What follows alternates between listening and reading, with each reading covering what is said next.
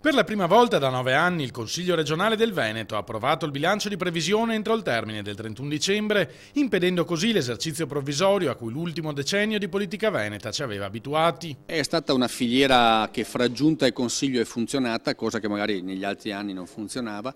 È stato anche un aderire all'invito della Corte dei Conti di arrivare in tempi certi, per permettere poi alla Corte dei Conti di darci tempi certi nella rendicontazione e nel giudizio di parifica. È una cosa che mette ordine un po' al calendario finanziario della Regione e sul quale ci siamo impegnati fortemente come Consiglio per appunto evitare di sforare i termini. Devo dire anche con una iniziativa assolutamente trasversale che ha visto tutti i consiglieri capire l'importanza della data. Al netto delle partite di giro, il bilancio regionale ammonta a circa 13 miliardi di euro, dei quali 8,9 destinati alla sanità.